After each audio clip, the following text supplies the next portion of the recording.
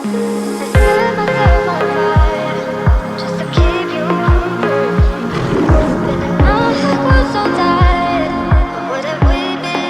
Welcome to Rahul गंभीर fitness. आज हम एक और टॉपिक के बारे में बात करने वाले हैं साम्स के अंदर। उससे पहले स्टार्ट करने से पहले हमारा डिस्क्लेमर। तो जैसा कि आप टॉपिक देख पा रहे हैं, आज हम बात करने वाले हैं ऑस्ट्रिन के बारे में, जिसका केमिकल नाम MK2866 है, जो कि एक साम है। तो स्टार्ट करते हैं। क्या साम्स होते हैं, क्या बेनिफिट्स होते हैं, जो पर्टिकुलरली MK2866 है उसका क्या बेनिफिट है, किन लोगों को यूज़ करना चाहिए, क्या साइड इफेक्ट्स हैं। What is ऑस्ट्रिन / MK2866? Ostrin or MK2866, also called as Enbosarm, is a selective androgen receptor modulator SARM for short. It was originally developed by GFX to treat muscle wasting and osteoporosis. तो जैसे कि हम देख पा रहे हैं, ऑस्ट्रिन जिसके बारे में लिखा हुआ है, जो कि MK2866 भी है, इसको डेवलप किया गया था GFX कंपनी के द्वारा, जो कि सिलेक्टिव एंड्रोजन रिसेप्टर मॉड्यूलेटर है, एक साम है। और ये ओरिजिनली इसलिए डेवलप किया गया था जिन लोगों को मसल लॉस का इशू होता है, लाइक बीमारी होती है, काइंड ऑफ मसल लॉस होता है जिनको, और जिनको ऑस्टियोपोरोसिस की दिक्कत होती है, उनके लिए डेवलप किया गया था स्टार्टिंग में। Unlike steroids, it selectively targets androgen receptors in muscle and bone, promoting growth without hitting other tissues as hard. तो स्टेरॉइड की तरह ही ये, स्टेरॉइड की जैसे ये वर्क करता है, पर स्टेरॉइड की तरह नहीं वर्क करता। बेसिकली ये क्या करता है, ये सिलेक्टिवली टारगेट करता है उन एंड्रोजन रिसेप्टर्स को जो कि हमारे मसल और बोन में होते हैं, और उनमें ग्रोथ प्रमोट करता है बिना किसी अदर टिश्यू को छेड़े, कि बिना किसी अदर टिश्यू को नुकसान पहुंचाए। That's why it's milder and popular for recomp, losing fat while gaining muscle. इसलिए पॉपुलर है उन लोगों के बीच में जो कि रिकॉम्प के फेस में होते हैं। बेसिकली बोला जाए तो अपनी बॉडी को फैट से फिट में लेके आ रहे होते हैं, सेम टाइम पे जो फैट लॉस करना चाहते हैं और सेम टाइम पे जो मसल गेन करना चाहते हैं, वो इसको यूज करते हैं mostly. Specially skin friendly compare to stronger sarm like RAD 140 with low androgenic activity, meaning minimal acne और ऑयली स्किन रिस्क। तो ये स्किन फ्रेंडली भी है अगर कंपेयर किया जाए दूसरे साम से, जैसे कि रेड 140 है, उसके मुकाबले इसका ये इतना स्ट्रॉन्गर नहीं है। इसकी बहुत लो एंड्रोजेनिक एक्टिविटी है। इसके बेनिफिट्स क्या हैं, इसके साइड इफेक्ट्स कम है, इसमें हमें एक्ने होने का इशू नहीं रहता और लेस ऑयली स्किन रहती है। अगर होती भी है तो साइड इफेक्ट आते भी हैं, तो वो वाले नहीं आते जिसमें बहुत ज़्यादा ऑयली स्किन हो जाती है। Benefit specially for fat loss and skin, muscle preservation and growth, great in calorie deficit, helps keep muscle while cutting fat. Benefits क्या क्या हैं इसके फैट लॉस और स्किन के रिगार्डिंग?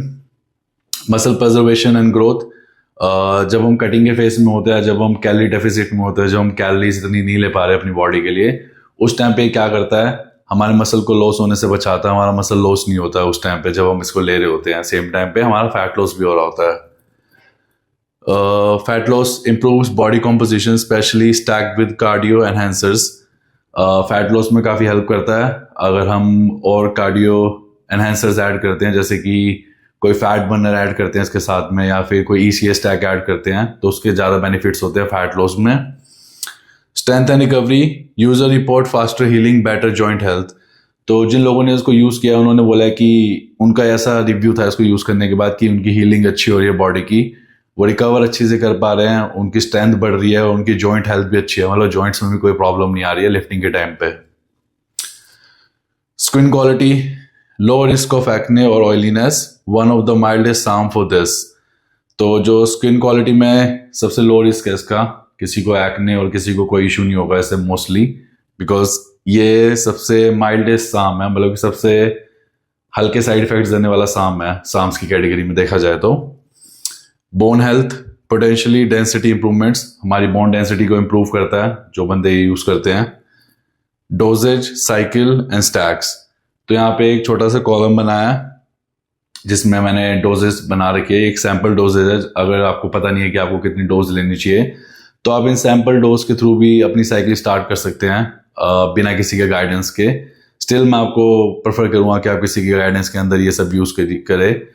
सेकंड, जैसे स्टेरॉइड पे बहुत सारा मेडिकल लिटरेचर 70-60 से लिखा जा रहा है, रिसर्च हो रही है, इनके ऊपर इतनी रिसर्च नहीं है। मोस्टली जो रेडिट हो गया, जो फोरम्स हो गए, उनके ऊपर लोगों ने अपने अपने रिव्यूज दे रखे हैं कि हमने यूज़ करा तो हमें ये बेनिफिट हुआ, हमने यूज़ करा तो हमें ये बेनिफिट हुआ। तो उस हिसाब से ये जो भी लोगों के, एवरेज लोगों के बेनिफिट्स थे, जो उनको साइड इफेक्ट्स लगते हैं, ये उन सबका मिला के डोजेस यहाँ पे लिखी गई है। तो बिगिनर जो डोज है फैट लॉस के लिए वो 10 to 15 mg पर डे है। जो साइकिल है उसकी लेंथ होगी 8 वीक्स की। Notes: mild, great for skin, skin के लिए बहुत माइल्ड है, कोई साइड इफेक्ट्स नहीं आते।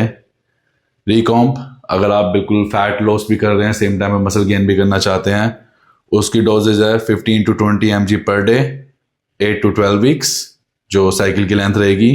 प्रिजर्व मसल्स इन डेफिसिट, तो आपके मसल्स को ये लूज नहीं होने देगा। अगर आप कैलोरी डेफिसिट में भी है, अगर आप कैलोरीज नहीं ले रहे हैं उतनी, आपके मसल्स को ये ड्रॉप नहीं होने देगा। कटिंग फेस में मोस्टली यही होता है, जब आप कटिंग फेस में जाते हैं तो लोगों को क्या होता है, उनके मसल लॉस होने शुरू हो जाते हैं कैलोरी डेफिसिट में, क्योंकि वो कोई भी कंपाउंड, कोई भी सब्सटेंस नहीं ले रहे होते जिससे उनके मसल होल्ड हो सके, तो ये वो काम करता है। Advance: 20 to 25 mg per day, 10 to 12 weeks, cycle length.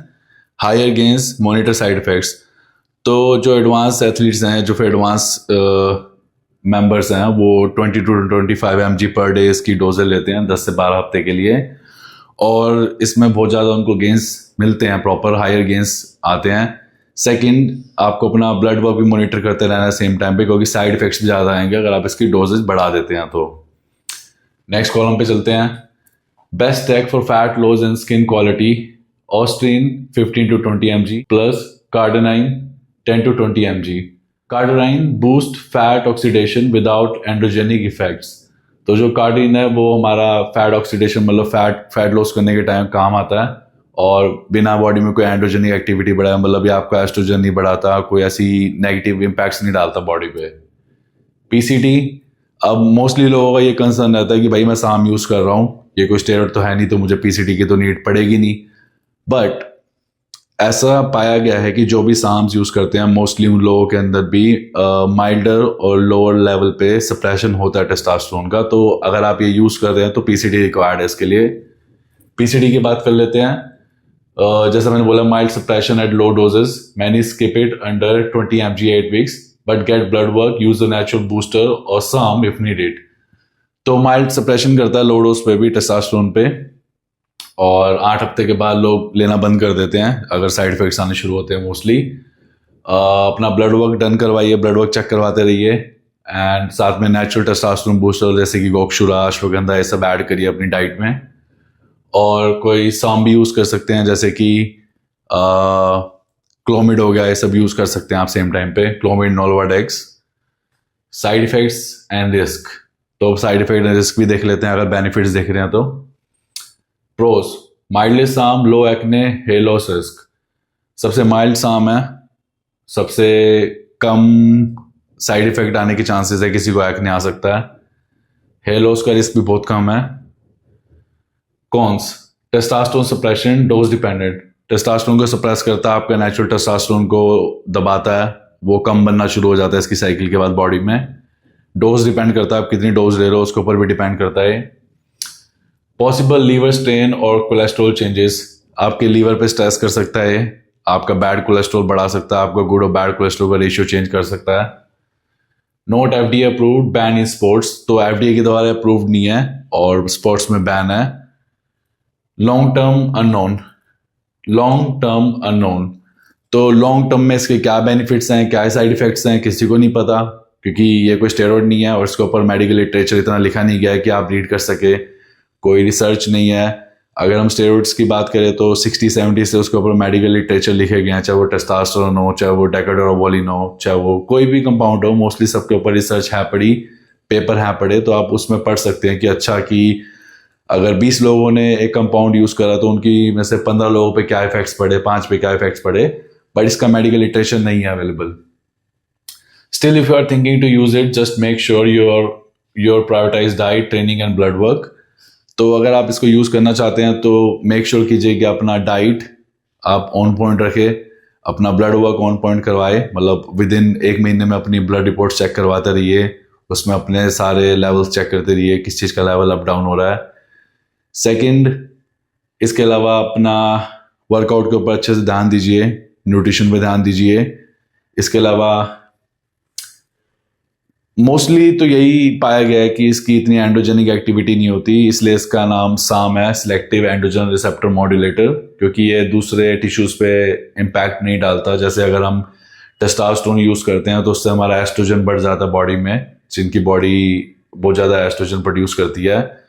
उस केस में क्या होता है कि हमें पता है कि हमें क्या यूज़ करना है, हमें पता है किन चीज़ों से हम उसको रोक सकते हैं, या फिर हम साइकिल बंद करके कुछ टाइम में पीसीटी कर सकते हैं। इसके ऊपर मेडिकल लिटरेचर नहीं है, इतनी इंफॉर्मेशन नहीं है। जो लोगों ने यूज़ करके अपने अपने ऑनलाइन सोशल मीडिया फॉरम्स पे डाला हुआ है कि मैंने यूज़ करा तो मुझे ये साइड इफ़ेक्ट्स हुआ, मैंने यूज़ किया तो ये बेनिफिट्स हुआ, तो इन सब के बेसिस पे ही ये रिपोर्ट है, जो जितनी भी इंफॉर्मेशन आपको ऑनलाइन मिलती है। बाकी स्टिल अगर आप यूज़ करना चाहते हैं तो मेक श्योर अपना ब्लड वर्क करवाएं, अपना डाइट ऑन पॉइंट रखें, अपना वर्कआउट ऑन पॉइंट रखें, और पीसीटी जरूर कीजिए। पीसीटी तब कीजिए जब आप अपना ब्लड टेस्ट दोबारा करवा ले, आप देख ले कि आपका टेस्टोस्टेरोन पहले कितना था, अब कितना है, आपको पीसीटी की रिक्वायरमेंट है कि नहीं है। तो इन सब चीज़ों का ध्यान रखना है। ये आपके शाम के ऊपर मेरी फर्स्ट वीडियो, आई होप आपको ये वीडियो पसंद आई होगी। Thank you guys.